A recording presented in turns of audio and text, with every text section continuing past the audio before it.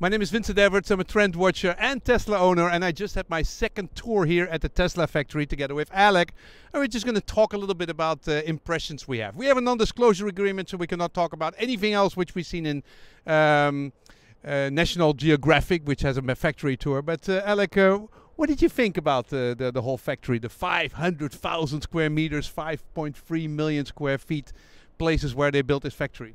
Yeah, I mean, it's a giant industrial facility manufacturing these huge, durable goods, these cars, right? It's a big place doing big things. Yeah, it's huge. And it's a beautiful old factory, which is built in 1960, and where 500,000 cars were made with... and it's interesting, there's as many people working now today there. There's 5,000 people working there. They make 50,000 cars, and there used to be 500,000 cars made, also with 5,000 people.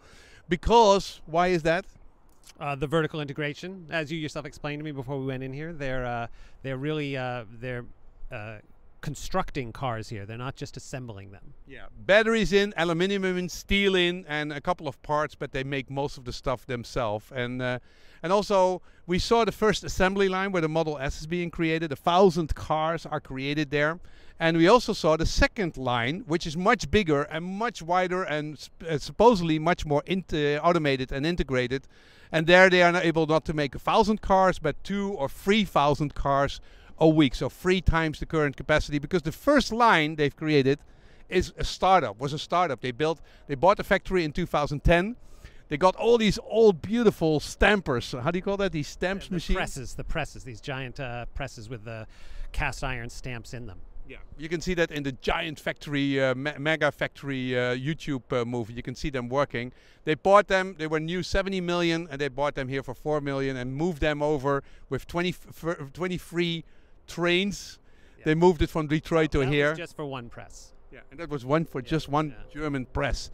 And the general impression is that the Model S factory line is slow. A lot of people were waiting for each other. The models were not moving that quickly. I can really see that the next line can make 2 or 3 times as much. We saw a little bit of Model X, not much. Nothing that I noticed. I mean, except at the very end with the training vehicle. Yeah. I couldn't tell what was one model or what was the next. The new factory line is now making 10, 20 Model X's, and it has to go to 40, 100, 200, 300, 400, 500, 1,000. It took with the Model X, it also took a year to get that done. So they're now in that process at the moment. But if you go, I mean, what was your general impression about this factory if you saw it inside? Oh, it's clean. I mean, it's a lovely open space. You know, the air is clean. You're not smelling. It doesn't smell like you're in the middle of an industrial facility. No.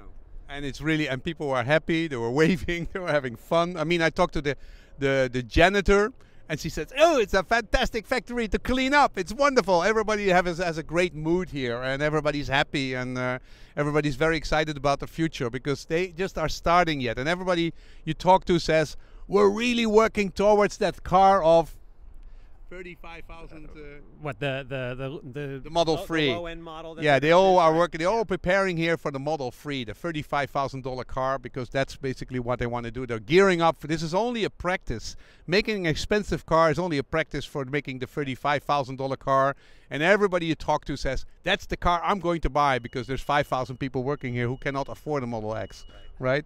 Would you like to drive a Model X or a Model S, or would you want to have a Model 3? You're interviewing the wrong guy for this. I'm not a car guy, right? Yeah. I'm a bike guy, so I don't spend a lot of time driving cars, and I don't do it for the fun of it. But there are features, the one they have in the showroom with the ability to put your kids all the way in the back of the car with their own separate sound system. Boy, I loved the idea of that. Yeah. So there's some you haven't driven the car. No, I mean, you haven't I'm driven. No. But still, I mean, if even for people who haven't driven a car, who cannot care more or less about a car, if you drive a Model S, you go like, wow, this is really exciting. So this was the impressions we have.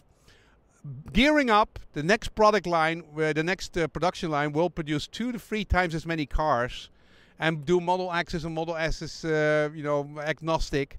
It will be much more efficient.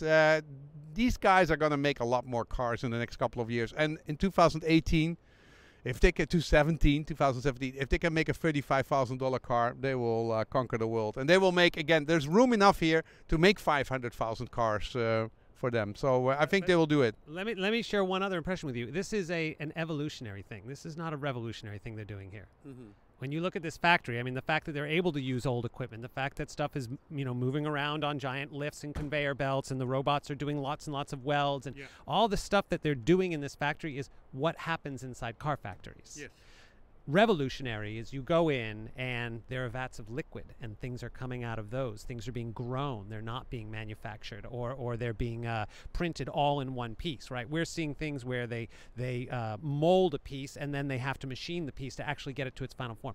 This is not a big step forward. I mean, they're doing it in a much cleaner environment. They're doing it in what appears to be a much more optimized way in a lot of respects. They're working with really modern. Well, but I mean, if you see 10 times, they have now they need 10 times more people to make a car than General Motors or Toyota.